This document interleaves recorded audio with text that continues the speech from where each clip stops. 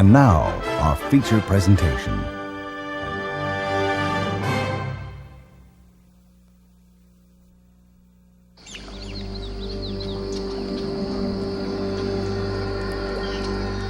In a watery realm where earth and sea seem to melt into one, live two creatures whose ancient roots touch those of dinosaurs.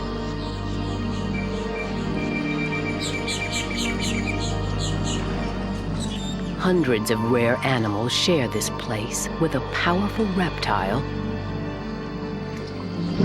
whose graceful mating ritual begins with a shimmering dance.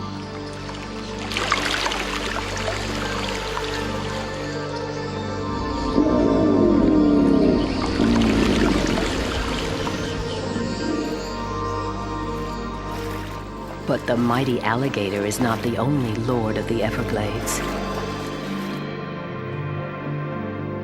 A few miles away, where sawgrass and ocean meet, lives an old cousin, the crocodile. Ancient creatures with a common fate. For most of them here, life will be brief and violent.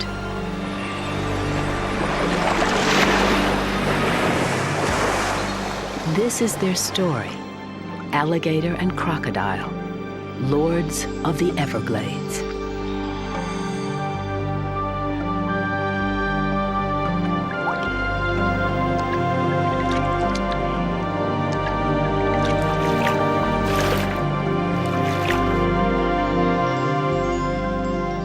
The Everglades are a watery streak across the tip of Florida. In this liquid landscape, life is tentative, even for a mighty reptile. Our story begins in the crocodile's realm.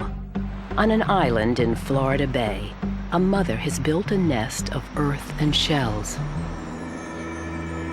Buried within this sandy womb, a generation of reptiles is taking shape. 85 days after the eggs are laid, hatchlings will emerge. For now, within their shells, the embryos float in stillness and calm. But soon, they will face the trials of the world beyond.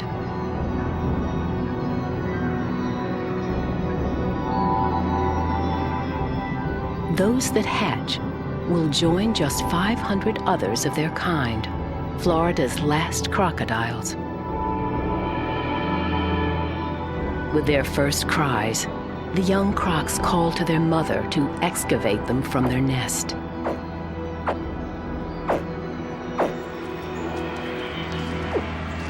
But the underground chorus is overheard.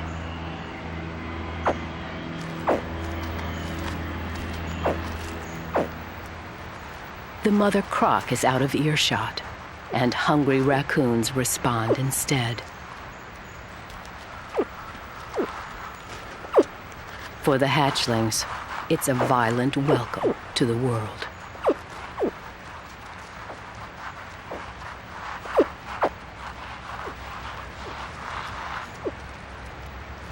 The first few hours are a critical time for hatchlings.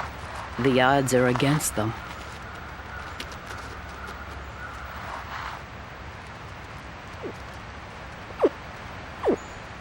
If they survive, these tiny crocodiles will one day become the largest predators in the Everglades.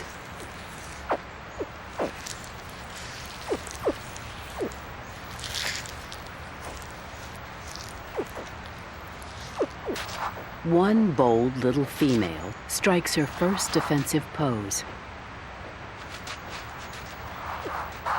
We will call her Cleo. Her story is like that of any Florida crocodile.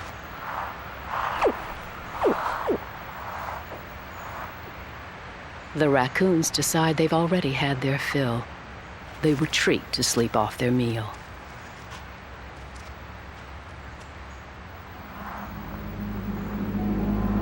Newborn crocodiles face a world filled with danger and strange assassins.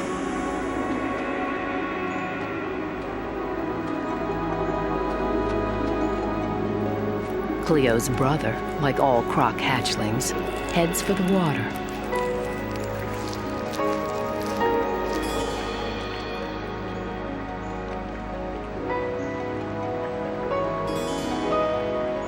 Not far behind, Cleo is challenged on the beach.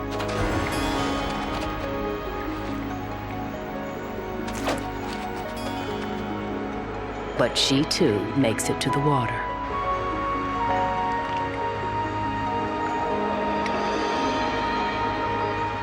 Back at their ravaged nest, an unlucky sibling has become a scavenger's meal. The land crab retreats to the safety of his burrow for a meal that might last all day.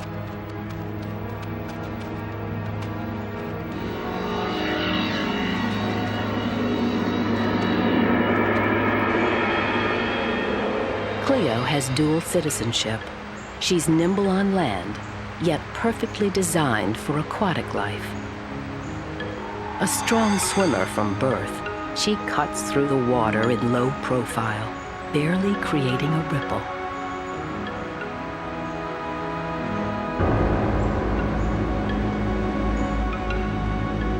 Even in the water, Cleo is not out of harm's way.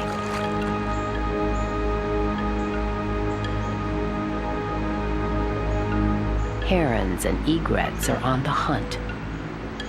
Any movement may be noticed.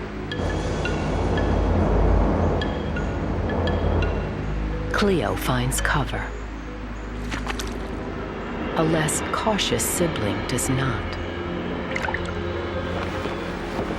Cleo's mottled color provides camouflage among the mangrove roots, but her movement attracts danger from below.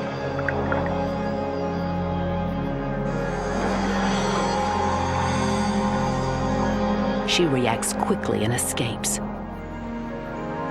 Her sister makes a fatal mistake.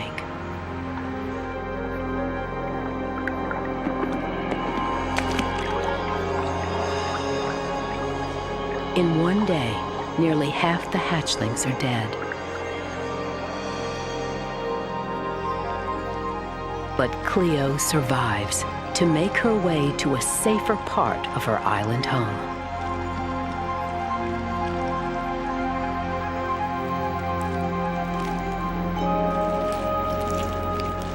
The little crocodile finds shelter, and another sibling in the driftwood. Safe for now, the 10-inch hatchlings will hide out for a week, living on the remaining yolk in their bellies. Not far from the young croc's saltwater sanctuary, another ancient reptile is entering an equally precarious world. Just inland from the mangrove beach stretch the sawgrass plains of the Everglades. This is alligator country, a freshwater expanse marked by a few emerald green holes. Each pool contains a secret world. For alligators, these holes are home.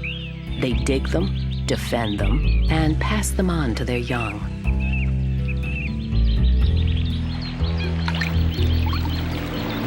On this humid summer day, an attentive mother listens for the calls of her young. Predators like the skunk are on the lookout for hatching gators this time of year. The skunk's timing is perfect. She's homed in on the hatchling's cries. But the mother is nearby, and gators are deceptively swift.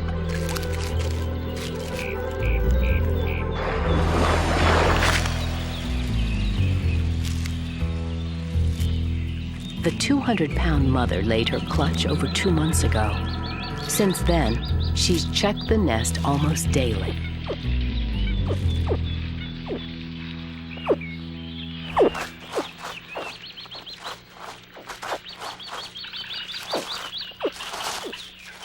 She excavates her nest, then does something extraordinary for a reptile.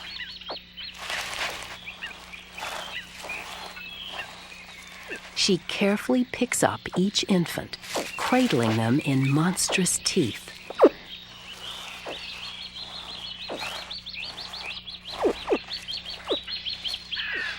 At the water's edge, she delicately places each hatchling into the pool.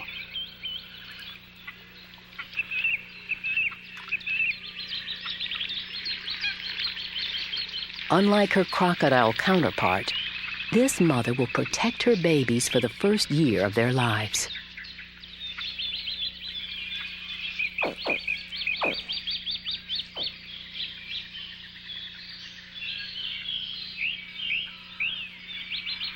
She will return to the nest again and again until she has retrieved them all.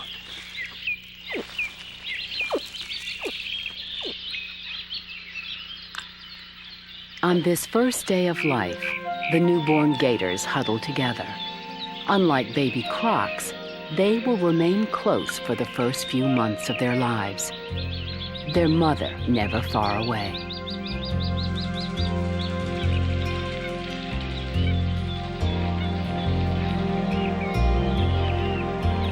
One hatchling begins to explore his new home. We will call him Allie. And like his crocodile cousins a few miles away, he's just beginning his struggle to survive.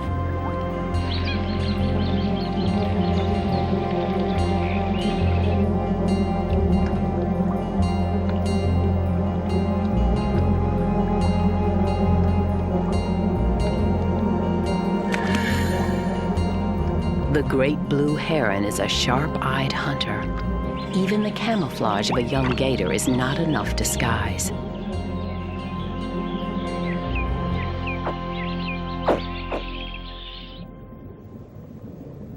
Allie calls for his mother.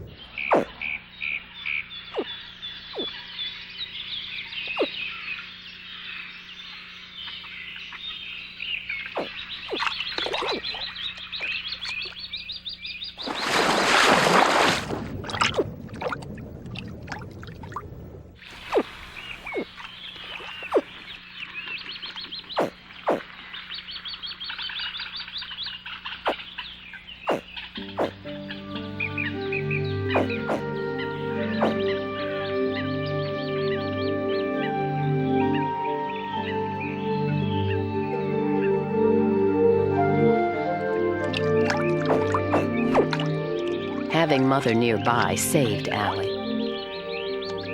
A brother is still curious, though. Still tempted to explore.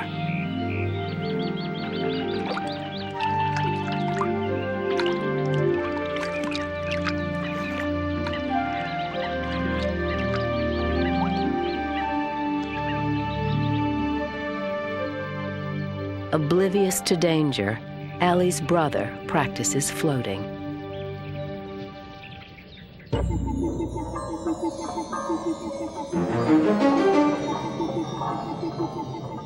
Though he'd be an excellent meal, the hatchling is lucky this time. The snapping turtle must not be hungry. His curiosity leads Allie's brother into deeper water.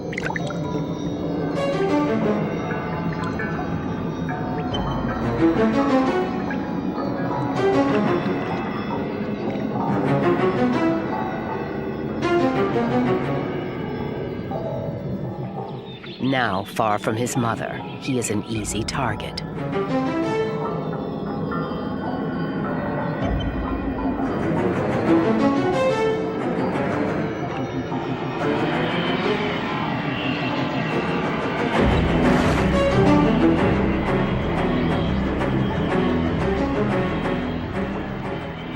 He fights hard to escape the largemouth bass.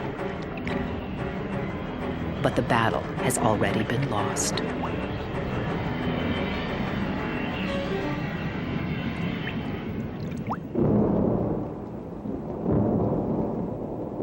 Rainy season in the Everglades, a season of birth, a time of plenty. Food is abundant now, and so is water.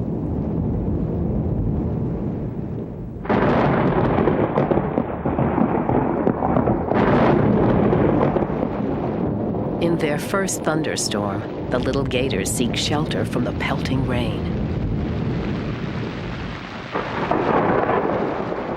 A few miles south of the gator holes, a young crocodile takes her first drink. Though Cleo lives in a saltwater world, she must drink fresh water to survive.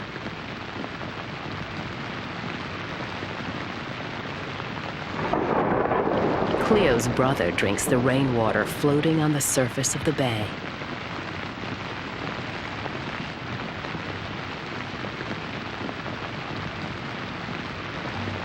Then another instinct takes over, the urge to swim to the mainland, to a less salty home. It is a half-mile journey every crocodile born on these islands must make. And for a 10-inch hatchling, timing is everything.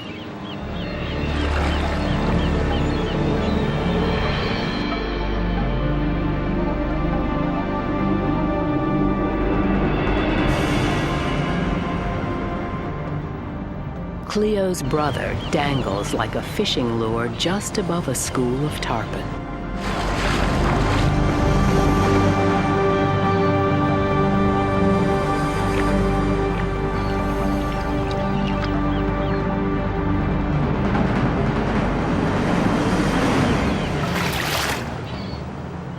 Another young crocodile has lost its fight to survive.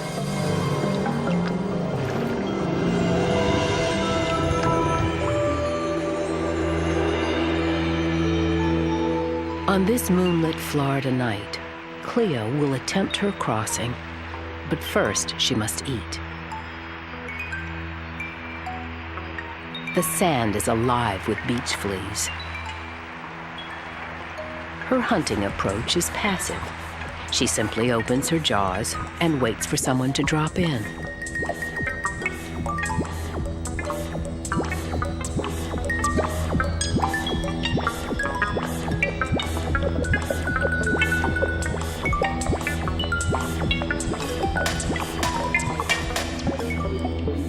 With a belly full of beach fleas, Cleo is ready to begin her journey.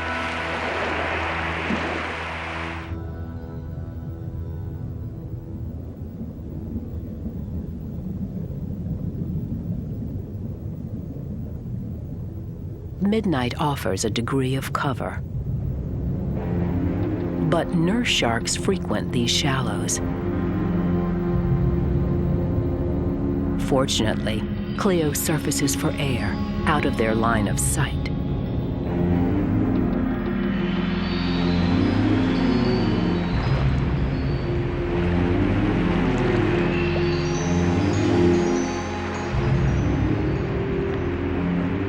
Nurse sharks are bottom feeders. With luck, they'll keep their gaze fixed on the ocean floor.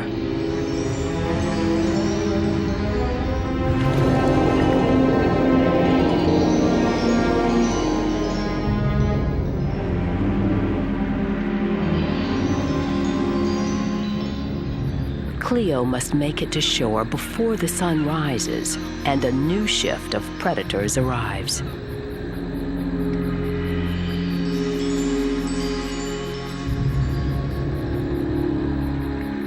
At dawn, the little crocodile finally reaches the mainland. Still just a hatchling, she has already beaten nearly impossible odds.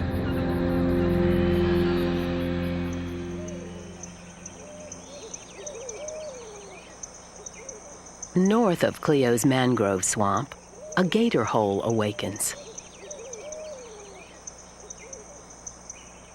The world where Allie lives is a tightly woven web of creatures great and small.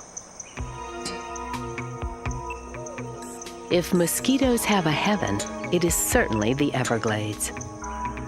Almost 50 species live in the swamp, and they hatch by the billions. Their larvae seem to be a local delicacy. Even plants eat them, like the carnivorous bladderwort.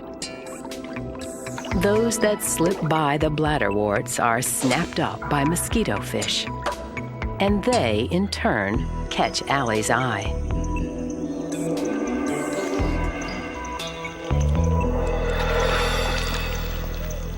For the first year of his life, Allie will eat almost constantly.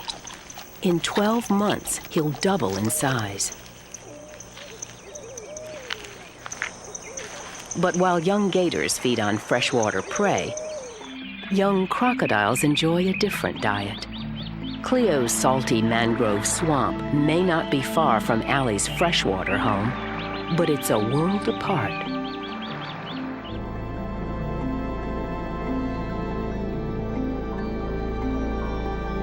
For now, she will make her home in the labyrinth of protective roots.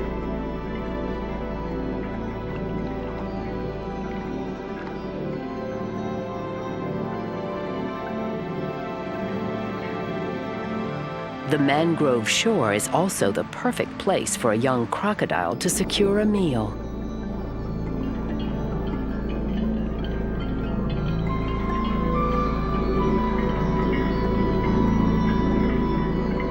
From the surface, Cleo surveys her liquid paradise.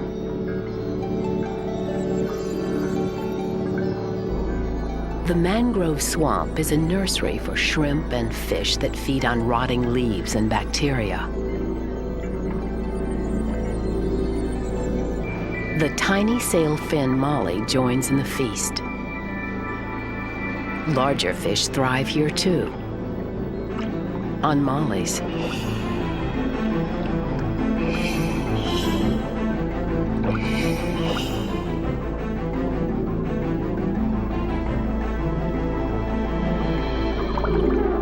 Even a sea anemone with its paralyzing tentacles will have its fill. Cleo combs the shallows in search of a meal.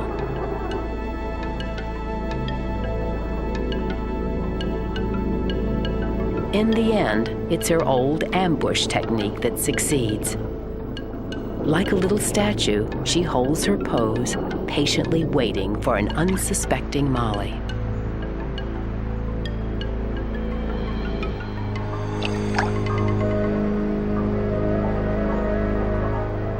Young crocs need time to master predatory techniques.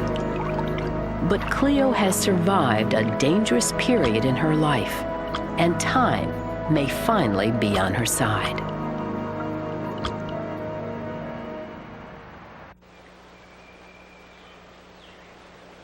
Months have passed at the gator hole.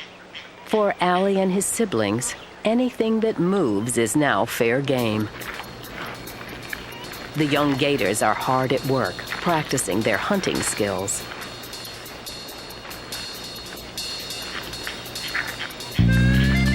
Though an apple snail looks edible, Allie's jaws aren't yet strong enough to crush the shell.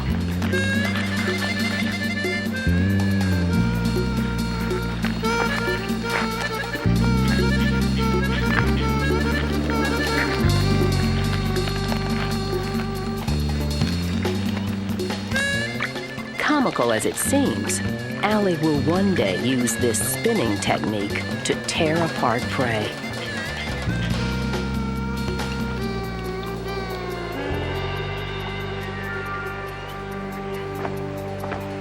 A hungry kite hovers over the gator hole.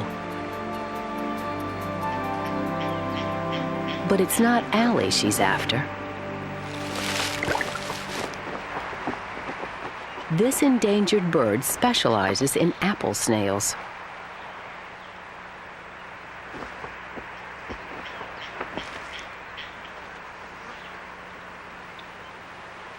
Her curved beak is specially adapted for plucking the snails from their shells.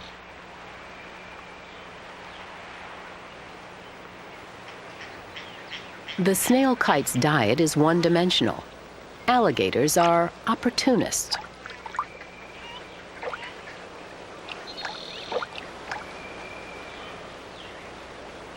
Moving from one plant to another, a caterpillar seems to be an easy meal for Allie.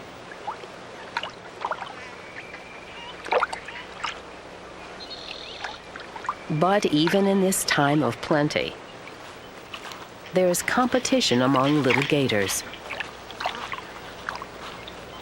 Their antics foreshadow more serious times to come, when each will weigh 300 pounds.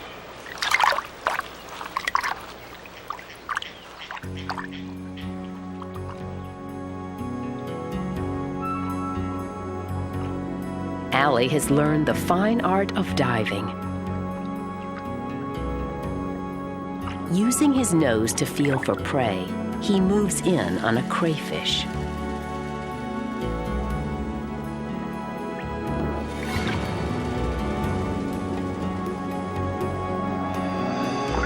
He carries his spoils to shore. Having just lost a meal to sibling rivalry, Allie now hides to eat in peace.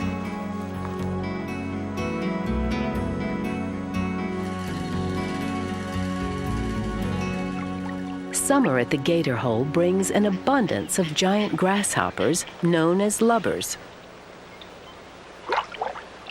Their short wings are useless for flight, so they're easy prey.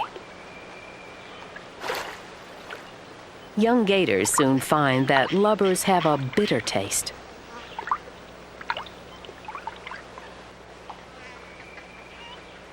They're simply no good to eat.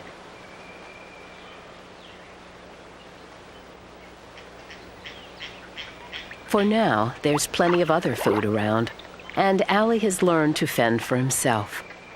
But in the gator hole that now shelters him, he will soon meet unexpected dangers.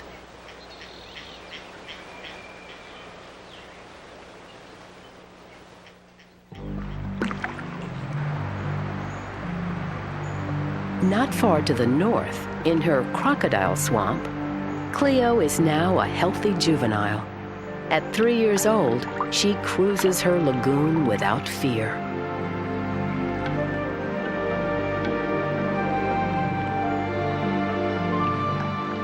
Cleo has become a top predator. With prehistoric plates of armor and vice-like jaws, she eats almost anything she likes.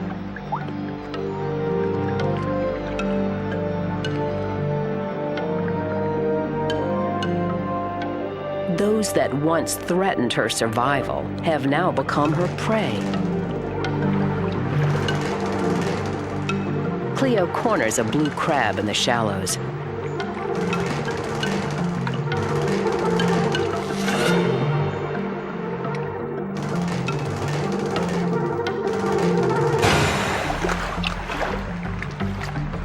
And with a few powerful snaps, she's won her meal.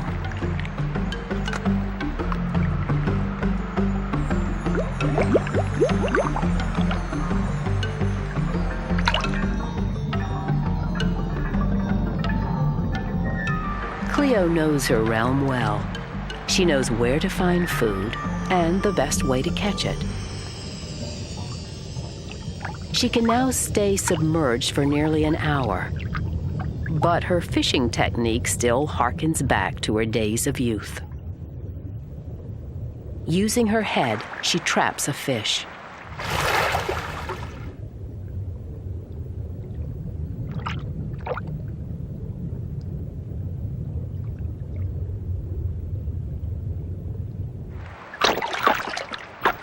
After today's feast, Cleo won't need to eat for at least 2 weeks. The young crocodile lives unchallenged in her mangrove swamp, at least for now.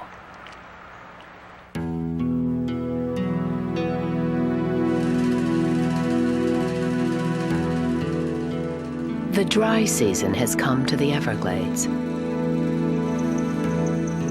The river of grass is drying up. The shallow swamp has become a parched plain. Allie's gator hole is now a refuge for animals chasing the receding waters.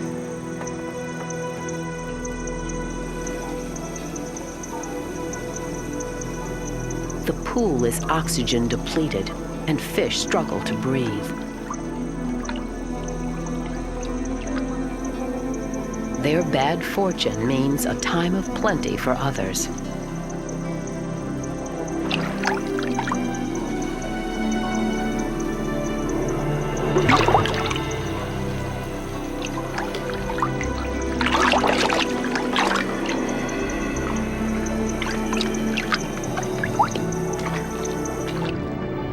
Allie is now an accomplished hunter, but during the dry season, his skills are rarely put to the test.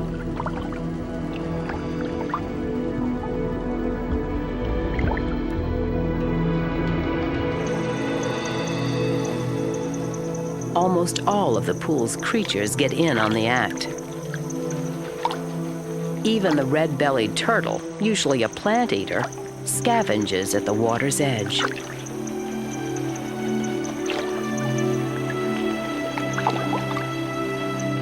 On the floor of the pool, crayfish and apple snails feast on decomposing fish.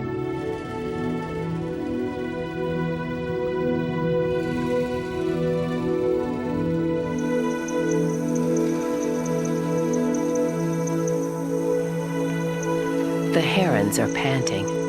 In the scorching sun, the gator's sanctuary is shrinking.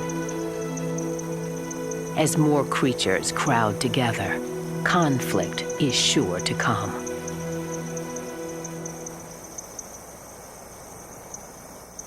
Larger than most, Allie's gator hole will not dry up. And less lucky neighbors are coming to take advantage.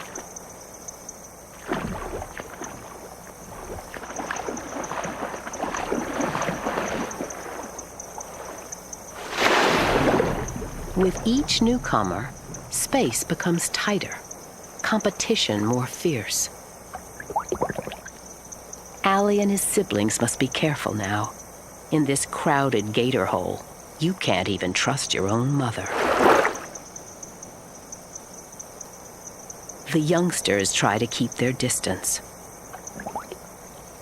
The pool is full of ornery gators. At any moment, one could snap.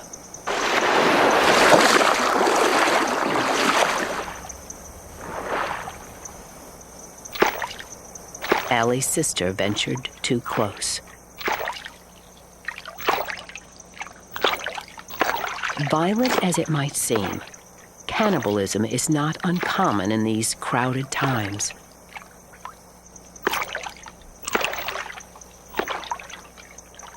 It is now too dangerous for Allie to remain.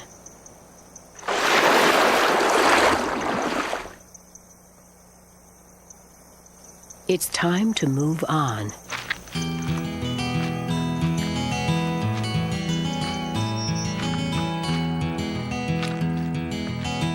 In an endless sea of dry grass, Allie embarks on his journey. Many gators never find their safe haven. They perish in the burning sun.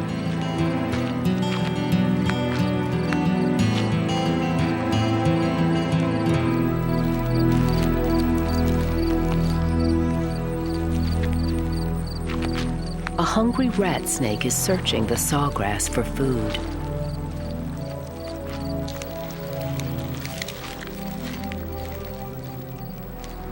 To Allie, it's an unfamiliar face. The chance encounter quickly becomes a reptilian standoff.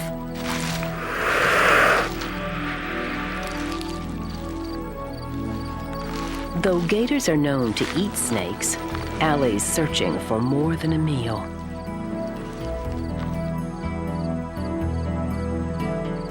Trails carved by generations of gators stretch across this searing wasteland.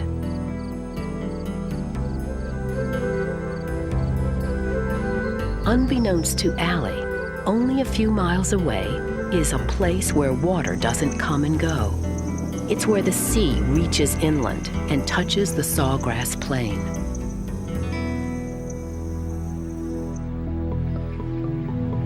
Allie's crocodile cousin Cleo has come here in search of food.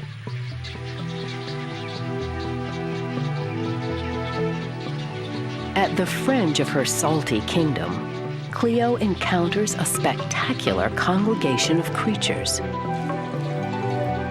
It's the nesting season for the snowy egret, and the treetops flutter with life.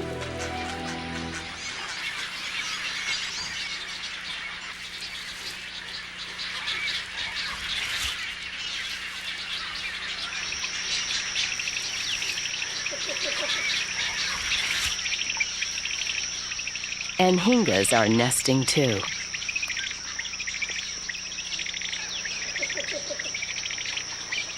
As Cleo surveys her watery world, she spots an odd intruder. A desperate alligator has ventured to the edge of its world. Older gators like this one can tolerate Cleo's salty waters for a brief time. But a chance encounter between a gator and a crocodile is an extraordinary event. Cleo is cautious but curious. So similar, yet worlds apart, the ancient cousins eye one another with uncertainty. With his mottled black skin and rounded snout, the gator is easy to distinguish from Cleo, the crocodile. Rather than fight, the great reptiles merely display. Then they glide apart, never to meet again.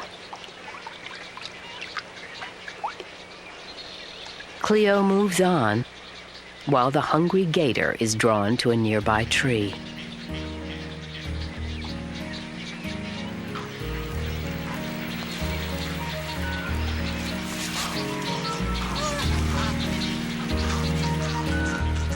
Ravenous gators are congregating beneath the fluttering branches.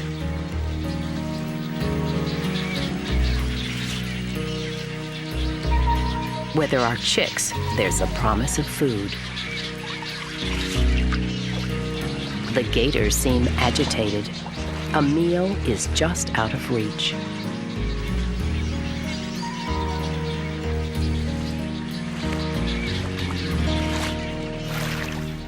Then, a macabre scene unfolds. In a bid for survival, two stronger chicks launch a brutal attack on a weaker brother. With his death, there will be more food for them.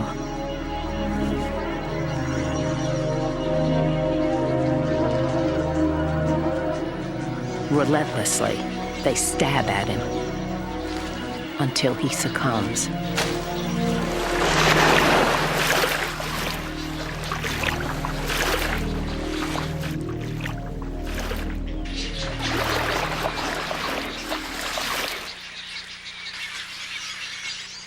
Not far away, Cleo patrols the mangrove shore. She's looking for a meal.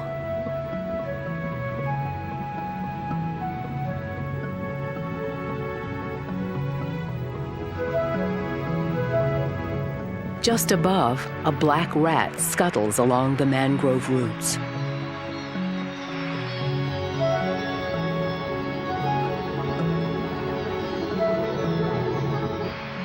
Introduced centuries ago by European sailors, the rodent thrives here. Cleo has learned that rats make quite a nice meal.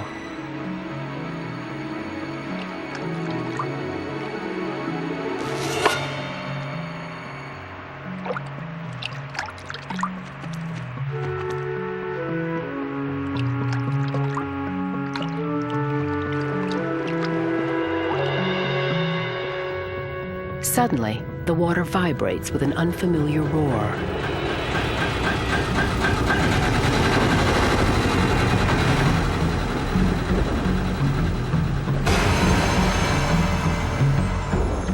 Cleo's first encounter with humanity panics her. She flees the swamp, heading for open water. This is unfamiliar territory.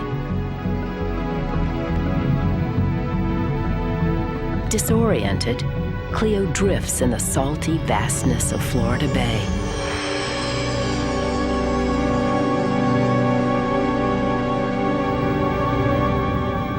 strange, hulking shape glides beneath her.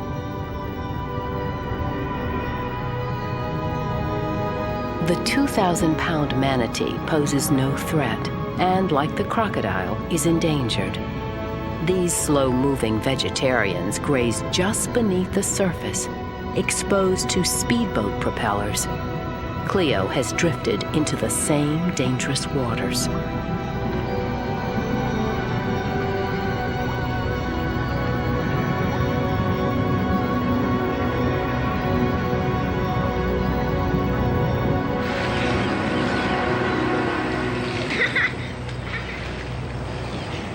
She looks for a place to rest. What once was a haven for the crocodile has become a playground for the human race. Shy and easily frightened, crocodiles usually avoid human contact.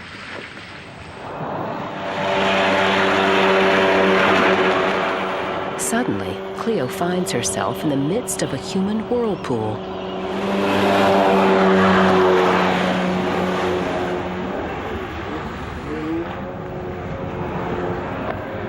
The once placid waters of Florida Bay have become a crocodile's nightmare.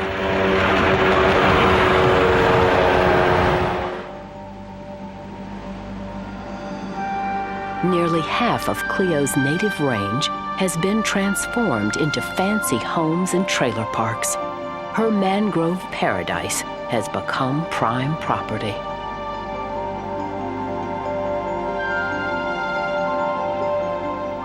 And what of Allie? In his quest for a safe home, the little gator has searched the sawgrass for nearly 2 weeks. Finally, he too crosses into the world of humans. Dehydrated and exhausted, here at last he finds relief.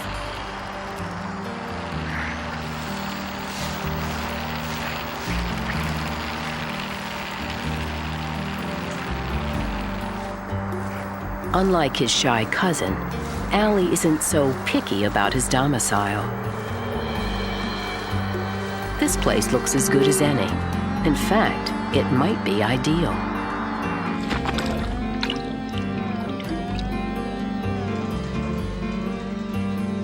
It's the first time he's been submerged in days, and the cool waters are a welcome relief.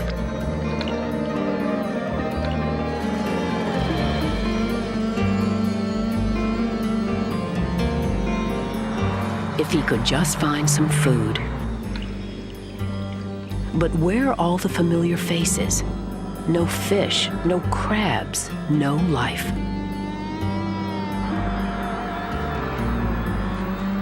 Allie hasn't eaten in weeks. He's hungry.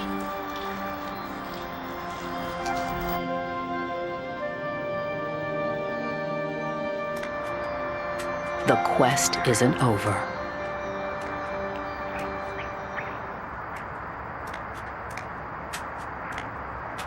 On the move again, Allie stumbles on a roadside irrigation ditch.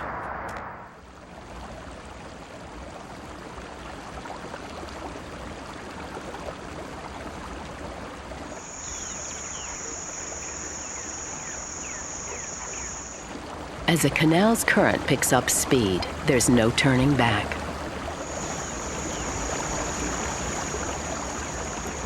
But Allie's in luck. He's washed into a freshwater pond.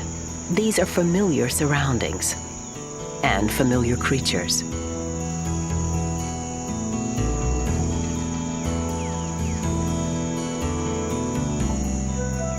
The waters are fresh, and unlike his first pond, this one is spacious. Could he have found his home at last?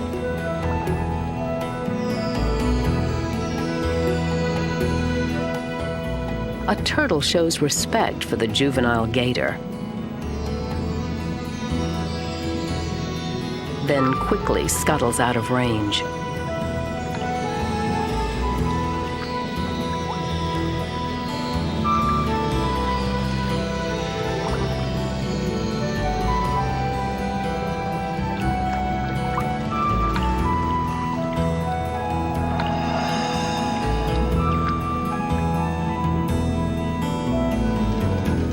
Allie's new abode seems perfect at first, but there's a menacing presence nearby.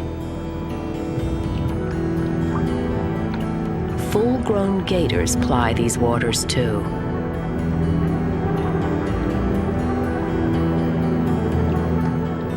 Allie freezes in an effort to camouflage. The 300-pound beast glides on, oblivious to the newcomer. Still, Allie takes no chances. And then a strange low rumble fills the water. Allie is drawn to the surface. It is the unmistakable chorus of love. The mating season has arrived in the Everglades. An amorous gator bellows his serenade, then performs his magnificent water dance.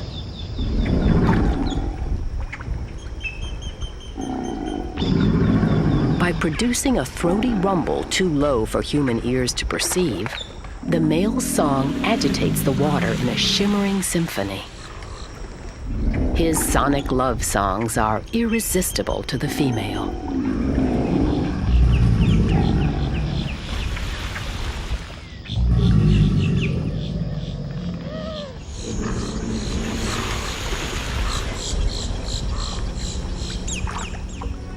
Their courtship begins. With gentle foreplay, they reassure one another of their peaceable intentions. Stroking the female with his chin, the male calms his mate. A love truce has been called. Their union complete, they glide through the shallows. In these fertile waters, Allie has found a home. His journey has at last come to an end. Still in Florida Bay, Cleo the crocodile has fared less well. After weeks adrift, she's still searching for a refuge without humans.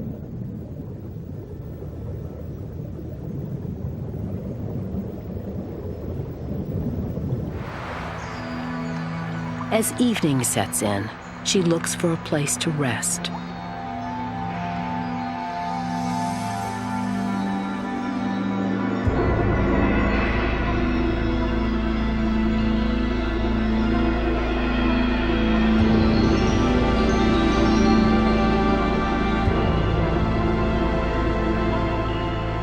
Cleo has washed up on the strange shores of a nuclear power plant.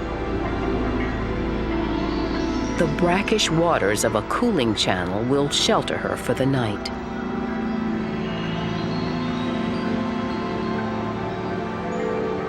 As twilight falls, Cleo's refuge seems increasingly strange.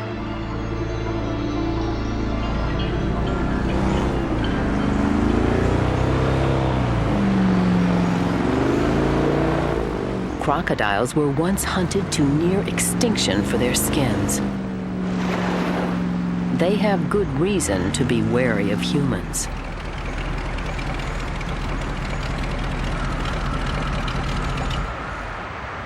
But Joe Wazalewski is another kind of hunter.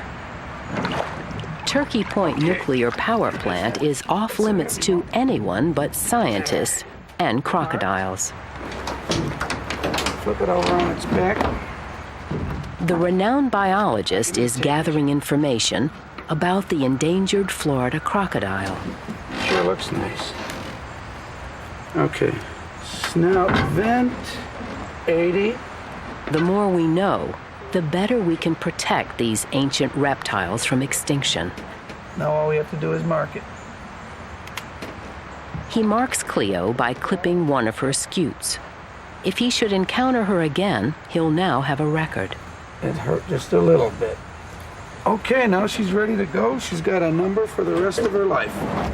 She's in the books now. And she found a new home. I wonder if it'll stay. There you go. Cleo makes her escape to wait out the night. Bye.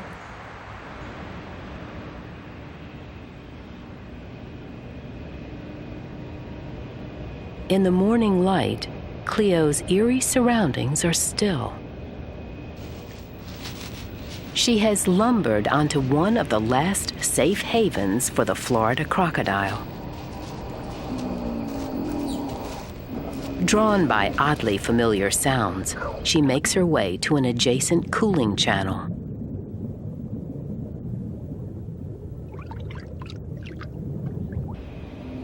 Cautiously, she draws closer.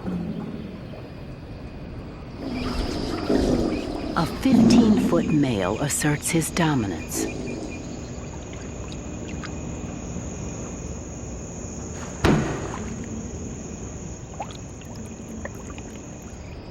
The crocs jockey and flash their teeth.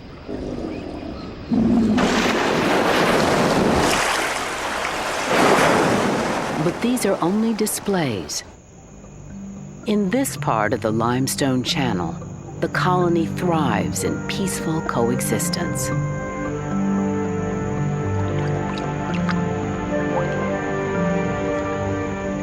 In a great irony, the cooling channels of a nuclear power plant now shelter a third of Florida's remaining crocodiles.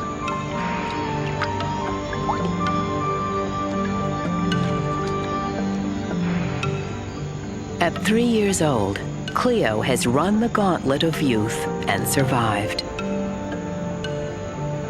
The dangers she faces now are man-made. For as often as we build, we seem to destroy. Nearly 5 million people inhabit southern Florida. 100 more arrive each day. Will there be room for the Everglades' mighty reptiles? On the edge of humanity, hidden in the sawgrass prairie and the mangrove swamp, lies a secret realm of these great lords. In a cycle that dates back to the dinosaurs, these mighty creatures continue their struggle to survive. For now, in this watery and fragile realm, the crocodile and the alligator remain lords of the Everglades.